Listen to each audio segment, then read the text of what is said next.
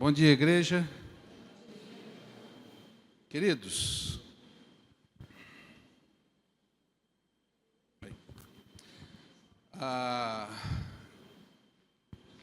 quem puder chegar para frente, porque eu acho que fica melhor para enxergar mais na frente, né? Mas fiquem à vontade. O tema da aula de hoje é por que existe tantas religiões? Você provavelmente, quando veio aqui para a igreja, você viu um monte de templo aí, não viu? Tem lugar que às vezes tem 3, 4, um do lado do outro, né? Então, por que existe tantas religiões? E qual que seria a verdadeira?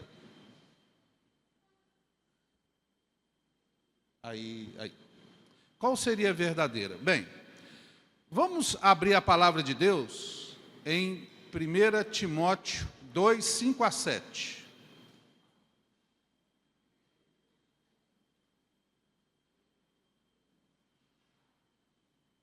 Primeira Timóteo, capítulo 2, versículos de número 5 a 7.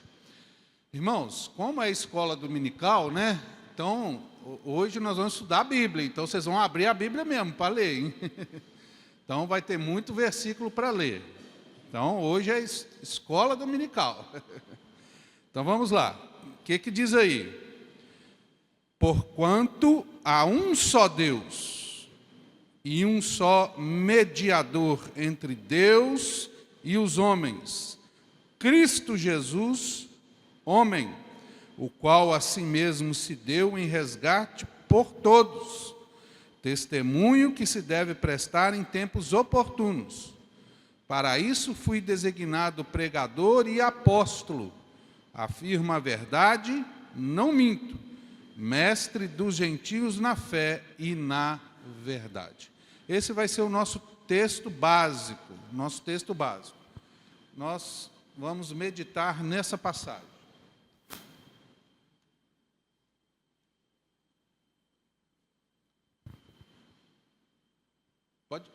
Pode passar aí. Pode passar. Travou? Enquanto ele vai ali, irmãos, vamos ver o que a passagem nos diz. Primeira coisa que ela vai dizer: há um só Deus. Tem 2 deuses, 3 deuses, 4 deuses, 1000 deuses. Há um só Deus. E há também um mediador. O que significa? O que é mediador? Mediador é aquele que medeia, é aquele que intervém entre geralmente 2 pessoas que estão brigadas. Por exemplo, você brigou com alguém, você vira a cara para o sujeito vira a cara para você, e tem uma terceira pessoa que olha e fala: isso está errado, isso não pode continuar assim. Aí ele vai e conversa com a pessoa, ele fala: não, eu queria fazer as pazes com ele, mas ele nem olha para a minha cara. Aí ele vai e conversa com o outro. Eu queria fazer as pazes com ele, mas aí ele vai, chama os 2 e vira um mediador. Se coloca no meio dos 2 e fala: vamos fazer as pazes, vamos reconciliar, vamos acertar isso aqui. Então, há um mediador. O que significa isso? Só tem um mediador, aquele que medeia entre Deus e os homens. Quem é esse? Cristo Jesus, homem. Presta atenção nessa frase. Cristo não é o sobrenome de Jesus, que tem gente que acha que Jesus Cristo é o sobrenome, igual João da Silva. Cristo é um título, significa o ungido, o Messias, o enviado. Era um título divino. Então, Cristo, que é Deus, Jesus, homem. Por que Jesus é o único mediador entre nós e Deus? Porque ele tem as 2 naturezas. Ele é Deus e ele é homem. Então, ele pode falar com Deus e pode falar com os homens. Por isso que ele é o único mediador. Maria não pode ser mediadora. Santo não pode ser mediador. Somente Jesus, porque eles não têm esse atributo.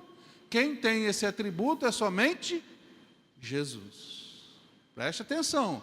Por isso que nós evangélicos não oramos para Maria. Por isso que nós evangélicos não oramos para santo. Porque eles não têm poder de mediar, de interceder por nós, irmãos. Não tem. Eles estão mortos, eles são seres humanos, eles não têm atributos divinos. Quais são os atributos divinos? Um deles, onisciência, saber de todas as coisas. Então, eu oro aqui, o outro ora no Japão, o outro ora na Austrália, o outro ora nos Estados Unidos, e você acha que o Santo Antônio vai ouvir todo mundo? Você acha que Maria vai ouvir todo mundo? Porque ela não é divina. Quem é divino? Jesus, ele é homem e Deus ao mesmo tempo. Então, ele é o nosso mediador. E aí continua, presta atenção, há um só Deus, há um só mediador, esse mediador é Cristo Jesus, homem. Essa mensagem é falsa. É isso que está dizendo? Essa mensagem é o quê? Verdadeira. E o que eu faço com essa mensagem? Jogo fora. Deve ser proclamada e o quê? Defendida. Foi o que Paulo está dizendo aqui. Olha o que ele diz aqui, ó. Essa mensagem deve ser, essa mensagem é verdadeira. Ele diz aqui, ó. Essa mensagem verdadeira, o qual assim mesmo se deu resgate de muitos testemunhos que se deve prestar em termos oportunos. Ou seja, ela deve ser proclamada, para isso fui designado pregador e apóstolos, mestre do gentio e fé na verdade. Essa palavra é verdade, deve ser pregada e proclamada. Bem, pode passar. Queridos, mas se há um só Deus, Jesus é o nosso mediador, por que há tantas religiões no mundo? Por quê? Por que isso? Bem, a religião, ela é um fenômeno universal. Onde você for, se você for numa tribo mais distante, você vai ver uma pessoa adorando algo ou alguém. Essa é a natureza do ser humano. Ele adora. Mas aí você vai falar assim, ah, Luciano, mas tem o ateu, aquele que não crê em Deus. Irmãos, não existe ateu, preste atenção. O que existe é um rebelde contra Deus. Ele nega a Deus, mas ele sabe que Deus existe, mas ele nega, porque ele odeia a Deus. Então, geralmente, o ateu é alguém, obrigado, querida, é alguém que, muito obrigado, isso é que é bênção. Ele odeia Deus. Então, por odiar a Deus, ele mata Deus na sua mente. E nega a Deus. É como aquela mãe que perdeu o filho e amava muito o filho, e ela fica vendo o filho, e as pessoas vão falar com ela, assim, seu filho, não, meu filho não morreu, meu filho viajou, meu filho está não sei o que. Ela nega. É assim o ateu. Então, as causas, geralmente, do ateísmo, você vai ver que, no fundo, é uma decepção com a igreja, é alguém que foi abusado por algum líder religioso, e por aí vai. Entendeu? Mas o ateísmo ele é muito parecido com a religião. Por exemplo, nós temos um dos Charles Dawkins, que é um grande ateu. Ele faz palestra, ele escreve livro, eles se reúnem, é mais ou menos como uma seita, não é não? É muito característico. Agora, presta atenção aqui, numa coisa interessante, quando eu digo assim que o ateu é parecido com a religião. Existe hoje o satanismo, vocês já ouviram falar, né? O satanismo. Você sabia que existe o satanismo ateísta, que é aquele que não acredita em Deus, nem acredita no diabo? É interessante isso. Ele não acredita em Deus, nem acredita no diabo. Então, o que o satanista crê? Ele crê que ele é Deus. Ele é Deus. e que os homens que vivem na carne, fazendo coisa errada, é que na verdade são Satanás. É isso que eles creem. Mas há o satanista teísta. O que é teísta? Que crê em Deus. Então ele acredita que existe o diabo, que existe demônio, então ele invoca, né? Ele faz os seus rituais lá, ele invoca e tudo. Então existe esse tipo. Então presta atenção, que o ateísmo ele se torna uma forma de religião. O satanista, ateísta, que diz que não crê, ele se reúne, ele tem igreja, ele tem Bíblia, tem tudo isso. Então vamos lá. Olha que coisa interessante. Homem, a palavra homem, a origem da palavra homem, no latim é humus. Quem é que mexe com terra aqui, que planta aqui? De vez em quando fala assim, vamos colocar humus na terra. Vocês já ouviram falar isso? Humus não é fertilizante para a terra? Então a palavra homem, no latim, vem da palavra humus. Porque o homem veio da terra. Mas no grego, a palavra homem significa antropos, que literalmente é aquele que olha para cima. O homem está sempre olhando para cima, ele está sempre na espera de um Deus, ele é adorador, ele foi criado para isso. Vamos ver isso? Olha o que Calvino diz. Que o homem possui o senso da divindade. Ele sabe que Deus existe. Nós vamos ver isso aqui mais para frente. O homem sabe que Deus, ele sabe. Irmãos, não tem como você olhar para a natureza, olhar para as coisas que foram criadas e olhar para dentro de você mesmo e falar que tudo isso surgiu do nada. É muita complexidade, muita beleza, muita sabedoria, muito conhecimento, muito poder, muita perfeição. Isso só pode vir de alguém. E esse alguém é Deus. E ele possui também a semente da religiosidade. O homem, ele é religioso. Ele é religioso por natureza. Olha o que o Catecismo Maior de Westminster, pode passar. Vê se você consegue ver aqui, quando eu estiver aqui, que eu mudar, aí você não dá não, né? Você vai ver que quando eu clicar aqui, você sabe que eu estou mudando. Então vamos lá. Pode passar. Olha o que o catecismo, pode passar. Volta lá, só para os irmãos verem lá. Aquele lá é o Calvino lá. Ó. Olha lá, ó, o senso da divindade e a semente religiosa. Eu acho que eu vou ver daqui, ó. Toda hora eu estou olhando para trás, fica melhor. Aí, vamos lá. Pode passar.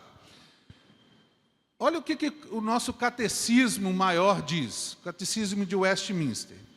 Ele diz assim, na primeira pergunta, qual a finalidade do homem? Ele vai dizer assim, a finalidade principal do homem é glorificar a Deus e desfrutar eternamente do relacionamento com Ele. O que significa isso, queridos? Que o homem foi criado para quê? Para se relacionar com Deus e para viver eternamente com Deus. Se o homem foi criado para se relacionar com Deus e viver eternamente com Deus, ele vai ter aquilo que Calvino disse antes, o senso da divindade e a semente da religiosidade. Ele foi feito para isso. Você foi feito para isso. Vamos ver? Pode passar. Então vamos ver aqui por que há tantas religiões no mundo. Vamos ver aí, primeiro, Gênesis 1, 27. O que diz Gênesis 1, 27?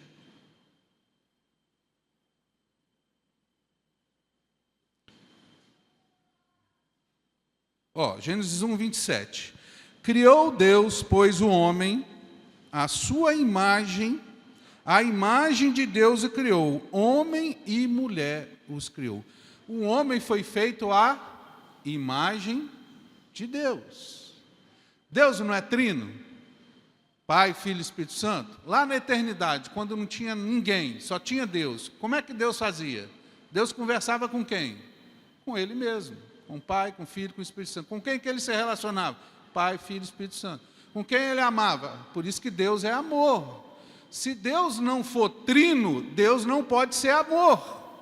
Porque se Deus for um só, quem Ele amou? Quem ele amou? Deus experimentou solidão? Por isso que Deus, sendo trino, ele nunca experimentou solidão. Ele amou. Quem Deus Pai amou? O Filho. Quem o Filho amou? O Pai. Quem o Pai e o Filho amaram? O Espírito Santo. Quem o Espírito Santo amou? E vice-versa. E aí vai. Então Deus sempre foi amor, desde a eternidade. Ele nunca esteve só. Tem gente que diz assim, essa heresia que diz aí que você é o ponto fraco de Deus.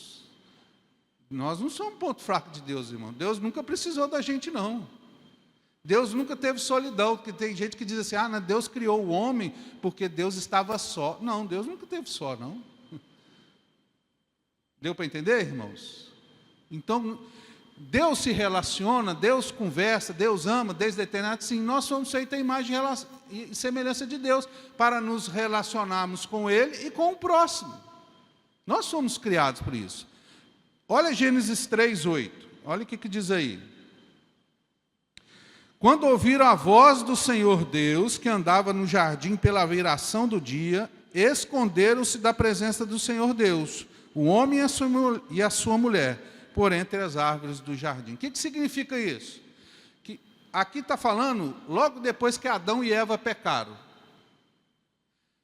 Depois que Adão e Eva pecaram, Deus apareceu no jardim e falou, Adão. Adão ouviu a voz de Deus. Mesmo depois da queda, mesmo depois do pecado, o homem continua com a semente da divindade. Ele continua, ele não perdeu a capacidade de se relacionar com Deus. Não perdeu isso. Ele continua com isso. Então, primeira coisa, Deus fez Adão, Deus fez o ser humano para se relacionar com Ele, para obedecer a Deus, para cooperar com Ele. E essa capacidade de se relacionar com Deus permanece mesmo depois da queda. Mesmo depois da queda. Aí nós já estamos começando a entender por que vai ter tanta religião. Segundo, a presença da religião em todas as culturas é a manifestação do mandamento de Deus. Quando Deus disse lá em Gênesis 1:26, olha o que Deus disse lá em Gênesis 1:26. Também disse Deus, façamos o homem à nossa imagem, conforme a nossa semelhança. Tenha ele domínio sobre os peixes do mar, sobre as aves do céu, sobre os animais domésticos, sobre toda a terra e sobre todos os répteis que rastejam na terra. Então, Deus deu uma ordem para ele, que ele seja feito à imagem, ele foi feito à semelhança de Deus, que ele se relacione com Deus, que ele tome conta da cultura, dos animais. Essa ordem continua mesmo depois da queda. Só que, depois da queda, essa ordem que Deus deu ao homem, dele se relacionar com ele, né? Deus não vinha todo dia no jardim conversar com Adão? Não vinha? Ele não tinha relacionamento com Adão? Essa ordem de um homem se relacionar com Deus, depois da queda, ela mudou. Ela tomou a direção errada. Olha lá em Gênesis 4, versículo 3 e 4. Gênesis 4, versículo 3 e 4. Olha o que diz aí. Aconteceu que no fim de uns tempos trouxe Caim do fruto da terra uma oferta ao Senhor. Abel, por sua vez, trouxe das primícias do seu rebanho e da gordura deste. Agradou-se o Senhor de Abel e de sua oferta. O que nós temos aqui? Adão e Eva caíram, foram expulsos do paraíso, eles coabitaram e tiveram filhos, Caim e Abel. Eles foram adorar a Deus. Então, o senso de religiosidade continua no homem, mesmo depois da queda. O homem continua religioso. Ele continua com essa semente no coração. Só que aqui nós vamos ver uma coisa interessante. Um fez a coisa certa, o outro fez a coisa errada. Então a religião começou a tomar direções erradas. Por que Abel fez a coisa certa e Caim fez a coisa errada?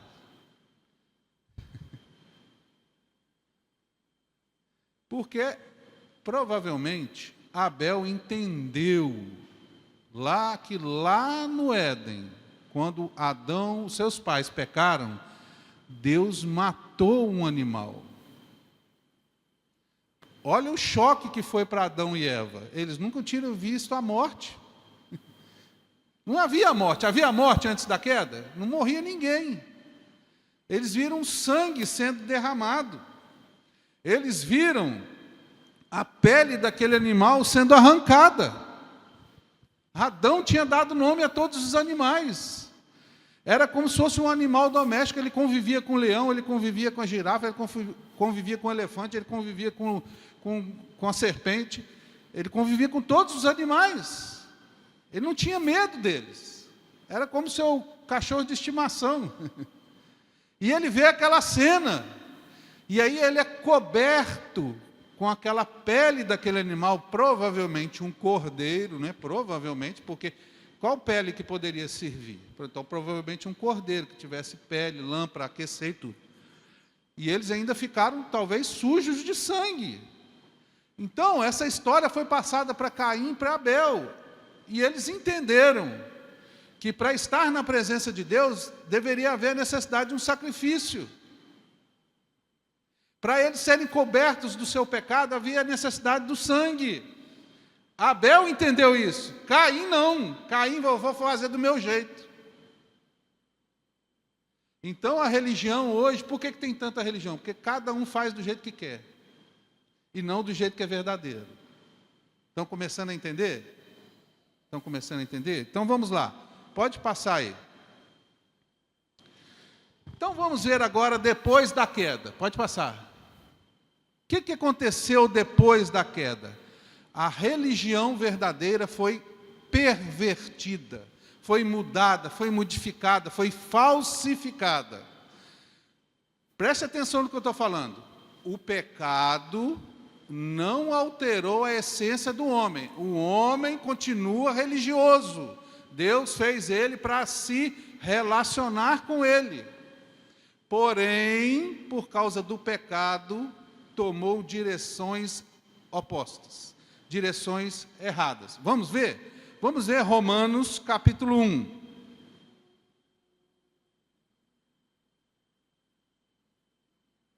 Romanos capítulo 1, nos versículos 21 a 23. Vocês querem ler, irmãos, ou prefere que eu leia? Os irmãos leem? Ah, então vou ler, porque fica mais... Aí todo mundo escuta, né? Então tá. Então vamos lá. O que diz aí no versículo 21? Porquanto, Paulo está falando do ser humano, da natureza caída do ser humano. E o que ele diz aqui? Porquanto, tendo conhecimento de Deus, um homem caído, eles têm conhecimento de Deus. Lembra que eu falei com vocês? Não existe ateu. Isso é mentira. Eles sufocam a ideia de Deus, mas eles sabem que Deus existe. Então, olha, porquanto tendo conhecimento de Deus, eles têm conhecimento de Deus, sabem que Deus existe. Não glorificaram como Deus. Uma vez perguntaram, deixa eu só fazer uma ilustração aqui rapidamente, para vocês entenderem. Eles perguntaram para um cantor do Titãs, daquela banda Titãs, que é casado até com a Malu Mader, não lembro, eu esqueci o nome dele, Belotto, acho que é Tony Belotto, o nome dele. Se eu errei, depois vocês veem. Ele é ateu. Aí fizeram uma pergunta capciosa para ele, falaram assim, se você chegar no céu, o que você gostaria de encontrar lá? O que você gostaria de receber, saber, alguma coisa assim? Ele falou assim, se eu chegar no céu, eu queria que Deus não existisse. Ele falou isso. Isso é o ateu, irmãos. Ele sabe que Deus existe, mas ele não quer que Deus exista. Vocês acham que eles mataram Jesus por causa de quê? Essa é a natureza caída do homem, irmão. Se o homem pudesse, ele matava Deus. Quando Deus se encarnou, o que eles fizeram com ele? Mataram ele. Então, eles têm conhecimento de Deus, não o glorificam como Deus, nem lhe deram graça, ou seja, não louvaram a Deus. Antes se tornaram nulos em seus próprios raciocínios. A mente deles que raciocina se tornou nula. Ele sabe que Deus existe, mas ele nega, anulou. Pode falar.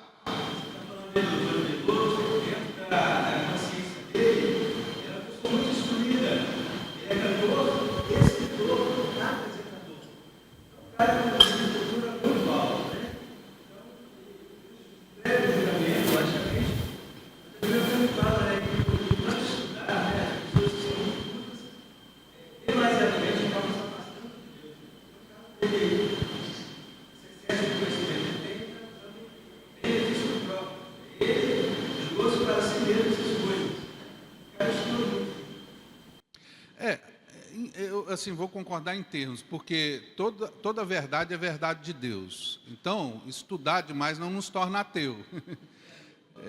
Às vezes nos aproxima. Depende de onde ele estudou, do que ele estudou. A inclinação dele é para aquela vertente.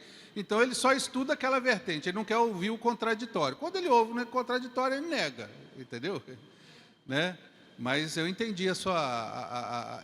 é o conhecimento do mundo, cheio de conhecimento do mundo, que que tenta anular a verdade de Deus. Então, continua aí. Inculcando-se por... Aí o que o Eliseu falou. Inculcando-se por sábios, tornaram-se loucos. Aos olhos do mundo, essas pessoas são sábias. Tony Bellotto, igual Eliseu falou, eles são sábias. Para Deus, eles são tudo doido. Tudo doido. Aí continua. E mudaram a glória. Agora acontece aqui, ó. O que aconteceu? Mudaram a glória de Deus incorruptível em semelhança da imagem de homem corruptível, bem como de aves, quadrúpedes e répteis. Como é que era a idolatria no Antigo Testamento? Geralmente era um homem, era um bezerro, era um sapo. Mudaram Deus, a glória de Deus, pela glória da criação. Trocaram o Criador pela criação. Isso é uma ofensa para Deus. Você imagina, irmãos? Deus olhando para isso, falando assim, eu criei o bezerro, e vocês adoram ele, falam que ele é maior que eu, ou semelhante a mim. Você acha que isso não é uma ofensa para Deus? O que vocês acham? O que vocês acham? Por isso que nós vamos ver que a idolatria é um dos pecados mais abomináveis que a Bíblia condena, a idolatria. Vamos continuar aqui, Romanos 3. Vamos ver Romanos 3, 10 a 12. Como está escrito, não há justo, nenhum sequer. Não há quem entenda, não há quem busque a Deus. Todos se extraviaram. Até aí. Presta atenção, irmãos. Presta atenção. Não há quem entenda. Entenda o quê? Deus. As coisas de Deus. Não há nenhum sequer. Paulo está falando isso. Não há quem entenda. Não há quem busque a Deus. Um homem... Lembra de Noé? Que chegou a um ponto que só tinha Noé. O resto, tudo tinha se desviado. Então, irmãos, esse é o ponto que o homem se tornou. Ele se extraviou da verdade. Pode passar. Qual é a consequência disso? Qual é a consequência disso? Um homem tem uma natureza religiosa. Um homem é religioso, ele não foi criado para se relacionar com Deus? Não foi? Então ele tem uma natureza religiosa. Mas ele se recusa a adorar o verdadeiro Deus. É Romanos 1, 23, 21. Olha lá, vamos voltar lá. Romanos 1, 21. Ó. Porquanto, tendo conhecimento de Deus, não glorificaram. Então o homem recusa a adorar a Deus. Ele recusa. Você chama alguém para vir na igreja. Vamos lá na igreja ouvir a palavra de Deus. O que você escuta? que você escuta? Vou. Ai, estou doido para ouvir a palavra de Deus. Eu quero louvar. É isso que você escuta? Não, você escuta o quê? Não quero ir. Não posso, não quero, não me interessa. Quer saber de igreja? É isso que vocês escutam? Porque o homem recusa ir. Ele sabe que Deus existe, mas ele recusa adorá-lo. Continua. Ao recusar adorar a Deus, ao rejeitar o conhecimento de Deus, o que o homem faz? Ele sabe que Deus existe, ele é um religioso por natureza, o que ele faz? Ele usa a sua imaginação para criar para si um Deus. Isso é mentira? Vamos ver. Abra aí Isaías 44.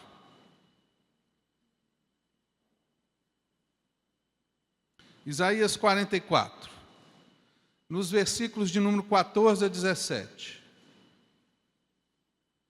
Isaías 44, nos versículos de número 14 a 17. Olha o que diz aí, ó. Um homem corta para si cedro. Cedro é uma árvore, né? Então o homem vai lá e corta aquela árvore. O que ele faz com aquela árvore? Ele toma um cipreste, que é uma árvore, ou um carvalho também, que é uma árvore, fazendo escolha entre as árvores do bosque. Planta um pinheiro e a chuva o faz crescer. Pode passar. Tais árvores servem ao homem para queimar. Ele pega aquelas lenhas da árvore e bota na fogueira para aquecer, para fazer comida. Com parte de sua madeira se aquece, aquenta e coze o pão. Mas o que ele faz também com aquela madeira? Faz um Deus e se prostra diante dele. Esculpe uma imagem e se ajoelha diante dela. Pode passar. Metade queima no fogo e com ela coze a carne para comer. Assa e farta-se. Também se aquenta e diz, já me aquento, contempla a luz. Pode passar. Então, do resto faz um Deus, uma imagem de escultura. Ajoelha-se diante dela, prostra-se e lhe dirige a sua oração, dizendo, livra-me, porque tu és o meu Deus. Não é loucura, gente, isso? Não é loucura isso? O cara vai lá, corta a madeira, bota a madeira no fogo, e o outro pedaço ele faz escultura. O Senhor é o meu Deus, o Senhor é que me salva e me livra das coisas. É isso que o homem se tornou. Ele se recusa a adorar o verdadeiro Deus. Por isso que nós falamos que a natureza do homem é rebelde. O homem está em rebelião com Deus. Por isso que o homem precisa de um mediador. Quem coloque o homem em paz com Deus. Porque o homem está em rebelião contra Deus. Ele odeia Deus. Ele não quer saber de Deus. Se ele pudesse, ele matava Deus. Ele é inimigo de Deus. E vocês precisam aprender essas verdades, irmãos. Enquanto você não entender que a natureza do homem caído é essa, você nunca vai aos pés do Senhor Jesus. A sua natureza é rebelde contra Deus. Você odeia Deus. Não você, eu estou falando o homem caído. Ele odeia Deus. Nós não, o homem caído. O homem odeia Deus. Se você passa a amar a Deus, isso é um milagre. É o que a Bíblia chama o quê? Novo nascimento. Quem é que faz isso? Você? Quem faz isso é Deus. Louvado seja o Senhor. Por isso que você tem que louvar a Deus pela sua salvação, meu querido. Porque se você é salvo, é graça. Foi Deus quem te salvou. Louvado seja o Senhor. Você deve ser a pessoa mais feliz do mundo. Porque senão você era inimigo de Deus. Mas agora você é filho de Deus. Que coisa tremenda, irmãos. Eu não consigo falar sobre isso e não ficar emocionado. Porque é a maravilhosa graça do nosso Senhor e Salvador. A salvação imerecida. Nós não merecíamos nada disso. Mas Deus teve misericórdia de nós. Então, irmãos, o homem, o que acontece depois da queda? O homem se torna idólatra.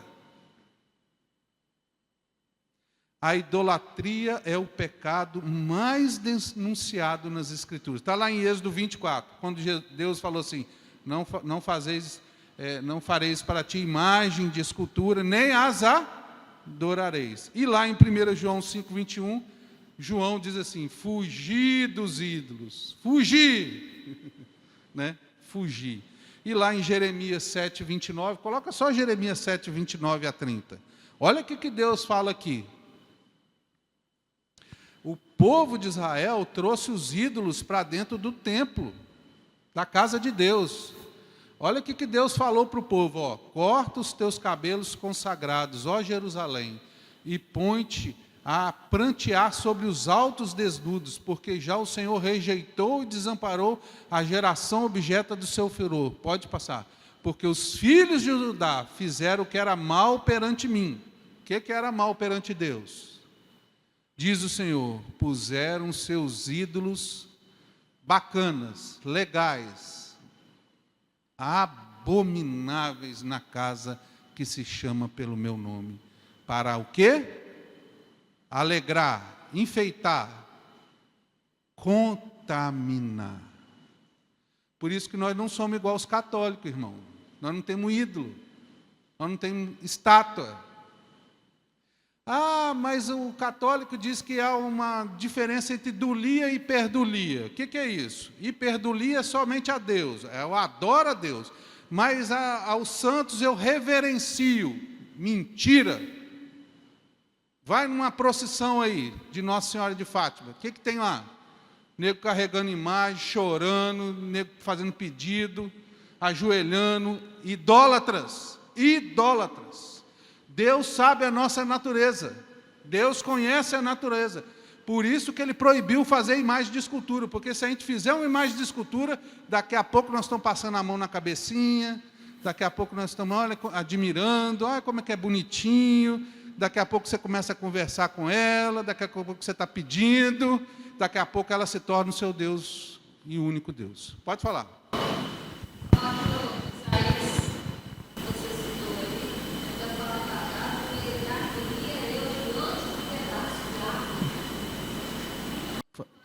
Não é? Então, irmãos, nós precisamos entender essas coisas. Pode passar. Vamos voltar lá ao texto. Há um só Deus, há um mediador, Cristo Jesus homem. Essa mensagem é verdadeira, ela deve ser proclamada e defendida. Pode continuar. Então, irmãos, o que significa isso? Eu pergunto para você, pode passar. Eu pergunto para você, todas as religiões levam a Deus? Hein? Não. Mentira. Então vamos lá. Olha o que o Papa Francisco falou. Passa o vídeo aí. Vamos ver se vocês vão escutar aí. Olha o que o Papa Francisco falou.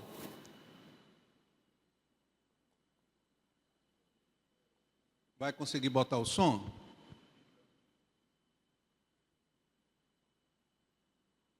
Talvez não vai conseguir, né? Se não conseguir passar o som, eu leio para vocês, porque tem a frase ali. Ó, eu vou ler para você. Volta lá, irmão, então. Volta lá do começo. Eu vou ler para vocês o que o Papa está falando. Você vai conseguir colocar a voz? Oi? Vai dar não. Então vou ler, ó. Vamos começar, ó. Ele está falando assim, olha o que o Papa Francisco falou das diferentes religiões. Pausa aí, só um minutinho. O Papa Francisco está ali. Não, pode continuar. Ele está ali e você está vendo que tem várias pessoas do lado dele? Volta lá, ó. Ali está o Papa. Ó, o Papa Francisco está ali. Está vendo que tem várias pessoas ali do lado dele? Ali são representantes de outras religiões. Tem muçulmano, hinduísta, budista, tem tudo ali. Então, ó, o que ele vai falar? Ó, vamos ver o que ele vai falar. Ó. Ele começa dizendo assim, ó, olha o que o Papa está falando. Todas as religiões são um caminho para chegar a Deus. Ele está falando ali. Ó, vamos lá. São como línguas diferentes, diversos idiomas para chegarmos até a Deus. Mas Deus é Deus para todos. Porque se você começar a discutir, a minha religião é mais importante que a tua, a minha é verdadeira e a tua não, aonde é que isso nos vai levar? Mas o meu Deus é mais importante que o teu. É sério isso? Há um só Deus. E as nossas religiões são linguagens, caminhos para chegar a Deus. Uns Sikh, outros muçulmanos, outros hindus, outros cristãos, São caminhos diferentes. Entendido? Aí o povo bate palma. O que vocês acham?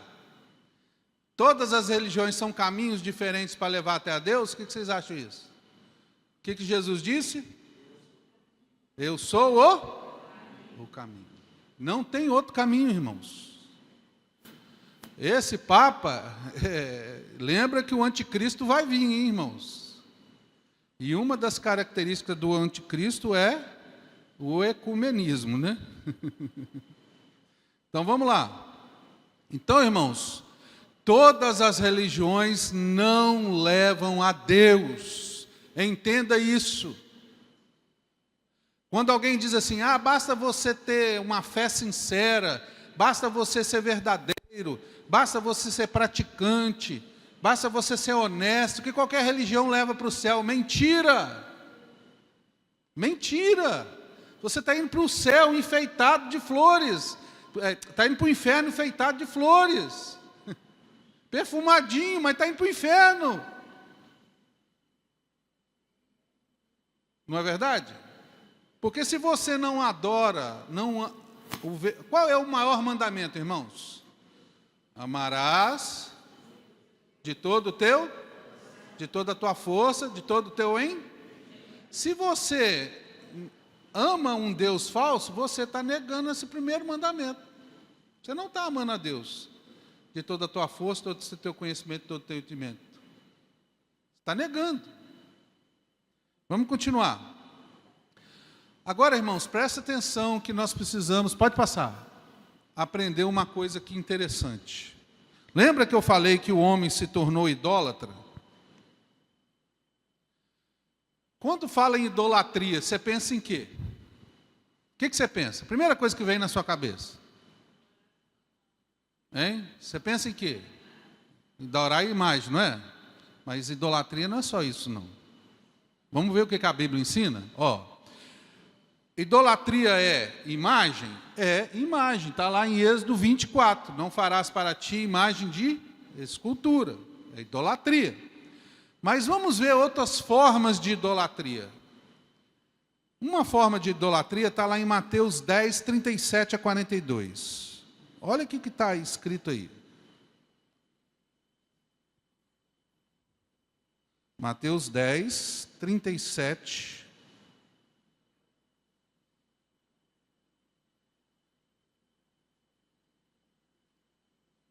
Olha o que Jesus disse.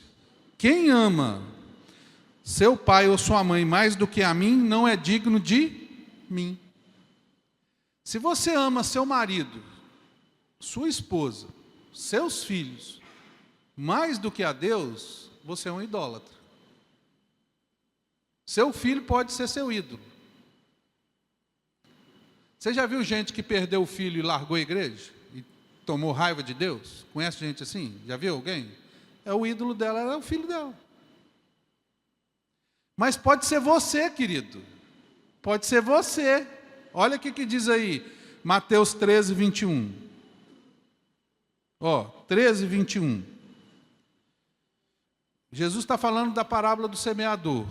Ele diz assim, que uns caíram no meio das pedras, né? No solo rochoso. Aí ele diz assim, que aquele ali não floresce, por quê? Porque não tem raiz em si mesmo, sentimentos de pouca duração. Em lhe chegando a angústia ou perseguição por causa da palavra, logo se escandaliza. Por que ele se escandaliza? Porque mexeu com o conforto dele. Eu não vou fazer isso não. Para que eu vou sofrer? Ele ama mais a quem? A Deus ou a ele? Ele ama a si mesmo. Então, o ídolo pode ser seu filho, pode ser sua filha, pode ser seu... E pode ser você mesmo. Você que fica sentado na igreja e não faz nada na igreja, cuidado que o seu ídolo é você. Você fica confortadinho, que não quer fazer nada na obra de Deus, não quer se aborrecer, não quer se cansar, não quer ser confrontado, não quer fazer nada. O seu ídolo pode ser você. Cuidado. Outra forma. Oi?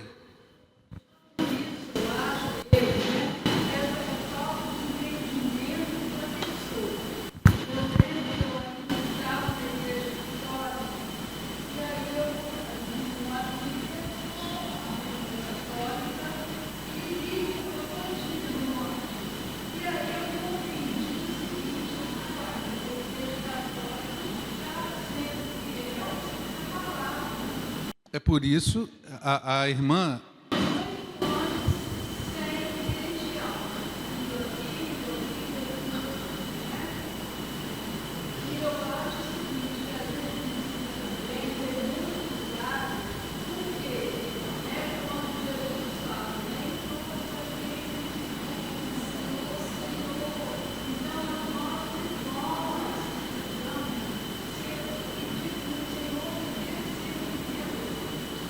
Discernimento espiritual.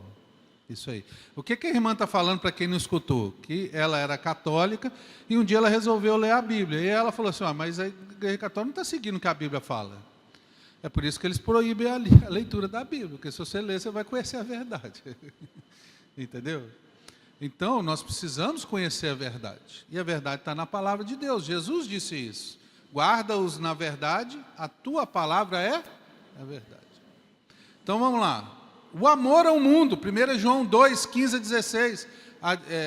1 João 2, 15 a 17. Não ameis o mundo, nem as coisas que há no mundo, porque quem ama o mundo, o amor do Pai não está nele. Amar o mundo, as coisas desse mundo. Outra coisa, os tesouros do coração. Mateus 6, 21. Onde está o teu tesouro, aí também está o teu coração. Pode ter várias formas de tesouro. Outra coisa, servir as riquezas. Jesus diz, não podeis servir a riqueza e a Deus. Porque então, Jesus está comparando a riqueza com um ídolo. Com um ídolo. Outra coisa, a avareza, fugir como é que fala? Da avareza, que é idolatria. Está lá em Colossenses 3,5. A avareza é uma forma de ídolo. Quem é mais antigo aqui lembra daquela novela do Nonô Correia? Vocês lembram disso? Fui lá no fundo do baú, né? Mas o Nonô Correia era um homem que morava numa casa simples, ele tinha cadeado na geladeira, tudo era fechado, ele usava a mesma roupa 200 anos, tudo era regrado, e ele tinha num quarto uma fortuna. Ele era muito rico, mas vivia numa avareza danada. Era o tio Patias, vamos dizer assim. Então, a avareza é a idolatria. Agora, abra em 1 Samuel aí, 15, 23.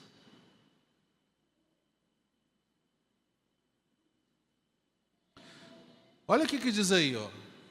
Porque a rebelião é como o pecado de feitiçaria. E a obstinação é como idolatria. O que é isso aí? Você sabe que feitiçaria é pecado. Eu estou dando um exemplo. Você sabe que feitiçaria é pecado. Você ouve falar isso. Você sabe que você está errado, mas você continua. Você é obstinado. Aquilo ali se tornou o seu Deus. Por isso que é chamado de idolatria. Você fala com uma pessoa, você está errado, você está em pecado, e a pessoa continua. Ela ouve, ela lê a Bíblia, ela sabe que está errado, mas ela continua, porque aquele ali se tornou o ídolo dela. Então, a obstinação, a perseverança, a insistência no erro, é um ídolo. É um ídolo, queridos. Olha que coisa interessante. Por isso que nós precisamos nos arrepender. Sem arrependimento, aliás, os puritanos diziam que o arrependimento é a porta de entrada do céu. Sem arrependimento, ninguém vai para o céu. Precisa se arrepender primeiro. Por isso que as bem-aventuranças começam com o quê? Bem-aventurado os que choram. Choram de quê? Pelos seus pecados. Né? Bem-aventurados os pobres e os humildes, porque eles reconhecem que são pobres. Bem-aventurados os que choram. Não é verdade? Então vamos lá. Irmãos, agora que eu fui ver a hora, que é 10h30. Que hora que passou a palavra para mim? Não, então vamos andar rapidinho aqui. Então vamos lá. Então o que a Bíblia diz? Que nós devemos fugir da idolatria. Está lá em 1 Coríntios 10, 14. O ídolo está ligado aos demônios. são obras da carne, é obra da carne, e está ligada à nossa natureza terrena. Está lá em Colossenses 3,5. O homem, ele é idólatra por natureza. O que vai acontecer com o idólatra? Vai ser mandado para o inferno. É isso que vai acontecer. Agora a pergunta, se o homem é adorador, pode passar, vai passando lá. Se o homem é adorador, pode passar. O que ou quem estamos adorando? Essa é a pergunta que nós temos que fazer. Você adora a Deus mesmo? Ou você adora a quem? Agora, qual que é a religião verdadeira? Se há tantas religiões, será que o cristianismo é verdadeiro? Vamos ver, pode passar. Pode passar. A verdadeira religião é caracterizada por quê? Quais são as características da verdadeira religião? Pode passar. Primeiro, lembra lá de Romanos, que diz assim, Romanos 10, que diz assim, não há quem entenda, não há quem busca Deus, todos se extraviaram, a uns se fizeram inúteis. O que a gente aprende aqui? Paulo lá no Areópago, falando assim, olha, quando vocês acham que tateando vocês podem achar Deus, irmão, se você quisesse procurar Deus, você acharia Ele? O que nós precisamos então? Que Deus se revele. Porque o homem se desviou tanto de Deus, ele está tão perdido, ele está tão afastado de Deus, que se Deus não toma a iniciativa para se revelar para o homem nunca saberia quem é Deus. Se Deus não se revela, você saberia que Deus é trino? Pai, Filho e Espírito Santo? Você ia saber disso? Quando que você ia saber disso? Nunca. É por que nós sabemos disso? Porque Deus se revelou. A necessidade, a verdadeira religião precisa ser iniciativa de Deus. Deus tem que tomar a iniciativa e se revelar ao homem. Deus fez isso no cristianismo? Pode passar. Pode passar. Não, volta. Aí. Eu vou andar mais rápido. Lá em João 1,18, nós temos aquilo que nós chamamos de revelação geral, que é a natureza, que revela que Deus existe. Mas ela não é suficiente para dizer quem é o verdadeiro Deus. Nós precisamos saber quem é o verdadeiro Deus. Então nós chamamos aqui de revelação especial. O que significa isso? Deus se revelou. Quando? Está lá em João 1,18, que diz assim, ninguém jamais viu a Deus. Ninguém jamais viu a Deus. O Deus unigênito que estava no seio do Pai, que é Jesus Cristo, foi quem nolo revelou. Ou seja, foi Jesus quem revelou Deus. O que Jesus disse? Quem vê a mim, vê o Pai. Então, na história da humanidade, qual religião que diz que Deus se revelou ao homem? Pessoalmente, não através de anjos, não através de revelação, mas pessoalmente, Deus veio ao mundo. Qual é? A única. Cristianismo. Porque Deus se revelou. Deus se revelou. Segundo, nós precisamos de algo, de um documento que mostre que isso é verdade. Você vai comprar uma casa. Você compra a casa confiado na palavra da pessoa? Quem é que compra? Uma casa de R$1 milhão, assim, vou comprar confiado na sua palavra. Hein? Quem é que compra? Levanta a mão aí. Ou você compra confiado no que está escrito e documentado? Quem compra confiado no que está escrito e documentado? Por isso que Deus nos deu a Bíblia, irmãos, e não a tradição. Nós não somos católicos porque o catolicismo coloca a tradição no mesmo nível da Bíblia. E a tradição o quê? É oral. É como alguém chegar para você assim, não pode confiar, pode depositar R$1 milhão na minha continha, que a casa é sua. Aí você deposita R$1 milhão na conta, e aí? Recebe? Por isso que a tradição oral não é confiante. O que é confiante? É o que está escrito e documentado. Vamos lá. Pode passar. Sem medo de errar. Todas as religiões que não seguem a Bíblia são falsas. Você tem coragem de falar isso?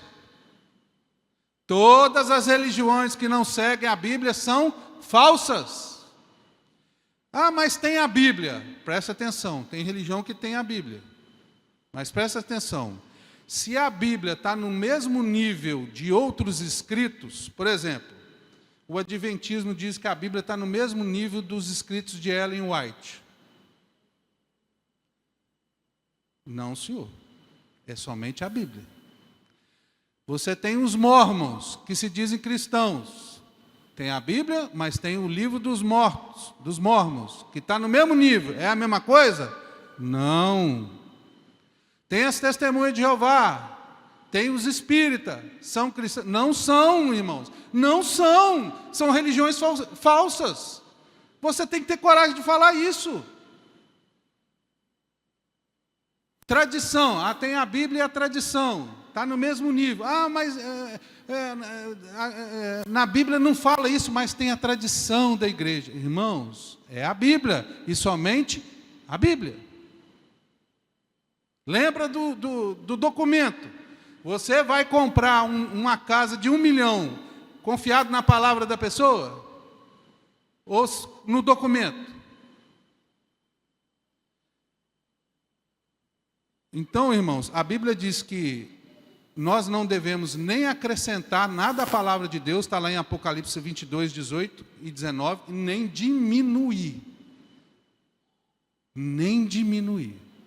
Nem acrescentar, nem diminuir. Toda a Escritura, diz 2 Timóteo 3, 14, toda a Escritura é inspirada por Deus. Toda, não é só um pedacinho não, é toda. Vamos continuar. Segunda característica da religião verdadeira é Cristo. Deus não tinha que se revelar? Se ele tem que se revelar, ele se revelou através de quem? Através de Cristo. Se Cristo não é o Senhor da igreja, todas as outras igrejas são falsas. Se Maria é a senhora da igreja e não Jesus, essa igreja é falsa. Jesus é o Senhor. Jesus é o Senhor da igreja. Essa é a característica da religião verdadeira. Cristo. Pode passar. Lembrando, irmãos, que o cristianismo, ele é exclusivista. Ninguém pode vir a mim se o Pai que me enviou não o trouxer. Somente eu sou o caminho, a verdade e a vida. Ninguém vem ao Pai senão por mim. É somente através de Jesus que nós vamos até Deus. Mas ela é inclusivista, ou seja, você pode ser o maior dos pecadores, que Deus te perdoa se você se arrepender e aceitar Jesus. O cristianismo é exclusivista e inclusivista. Se você não se arrepender e não aceitar Jesus, meu filho, infelizmente. Então, essa mensagem precisa ser proclamada. Outra característica da religião verdadeira, graça. Vamos raciocinar. Primeira coisa, o homem não estava perdido? Deus não precisa se revelar? A iniciativa vem de quem? De Deus ou dos homens? Do homem. De Deus. Então isso é o quê? Qual o nome que a gente dá para isso? Graça. Todas as outras religiões vão dizer o quê? Que para você ser salvo, você precisa fazer alguma coisa.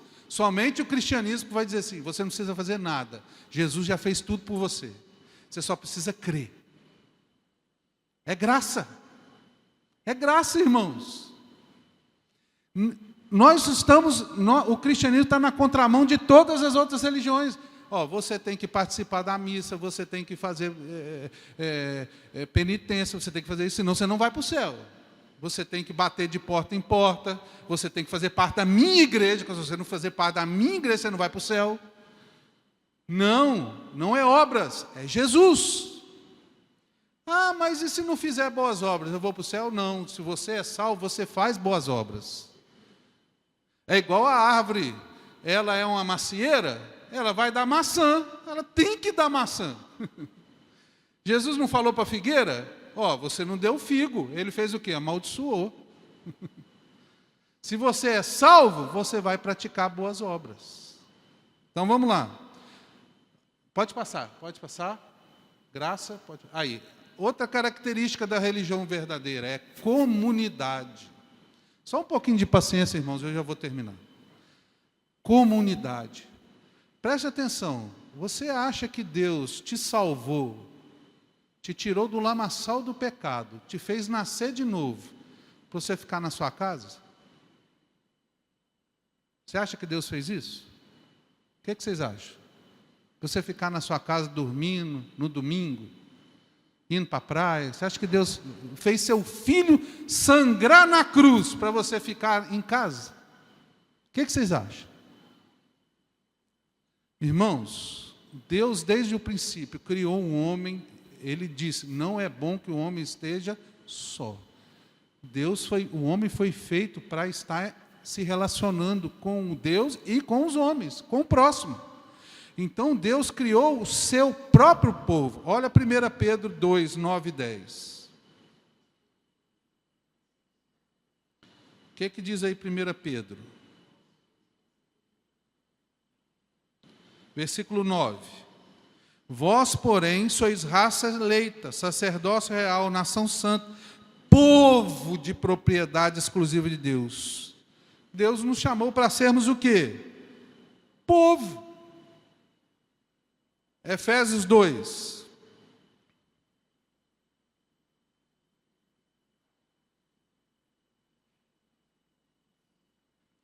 Efésios 2, 19 a 20.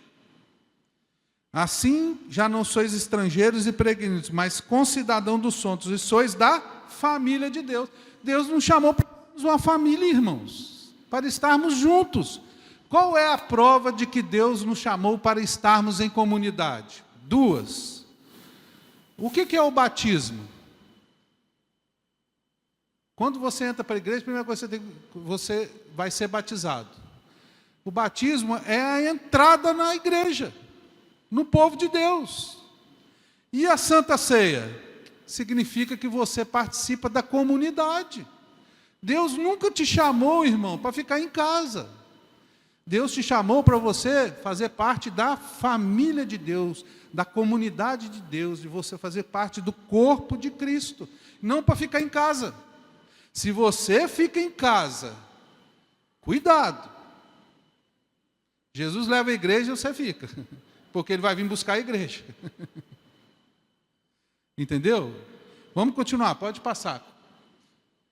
Pode passar. Outra característica da religião verdadeira é a última. Ética, irmãos. Ética. O que significa isso? Se você nasceu de novo, você não é mais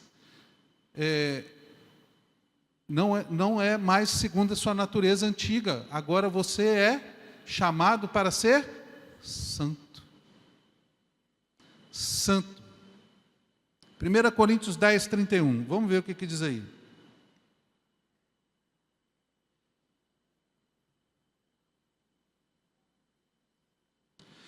Porquanto, quer comais, quer bebais, ou fazer qualquer outra coisa, fazer tudo para a glória de Deus. Ou seja, tudo que a gente for fazer agora, a gente faz para a glória de Deus.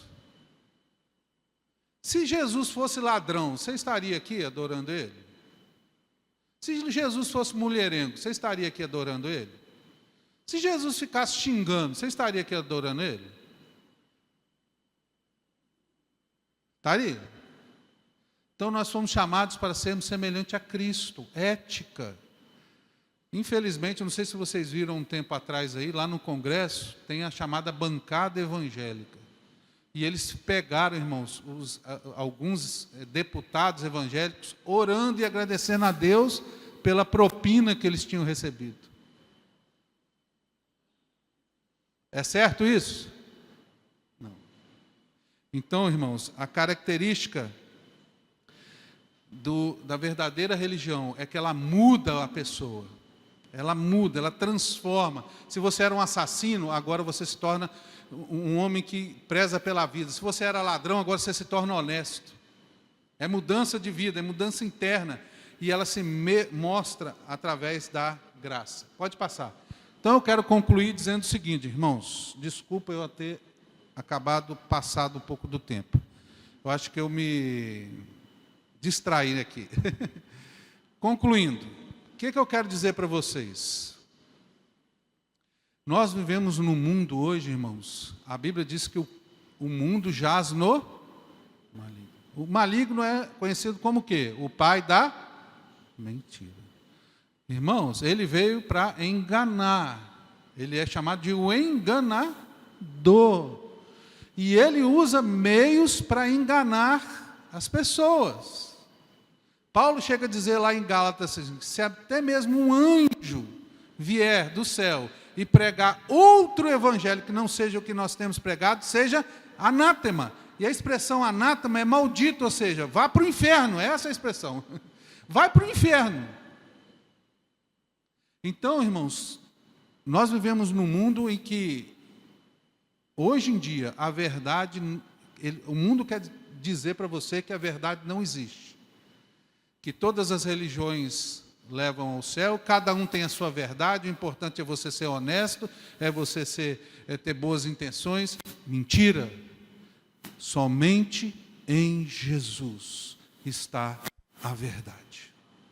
Se você não tem a sua vida firmada nos pés de Jesus, hoje é o dia de você entregar sua vida a Jesus, se arrepender da idolatria e se voltar para o verdadeiro Salvador. Deus abençoe o seu dia, irmãos, em nome de Jesus.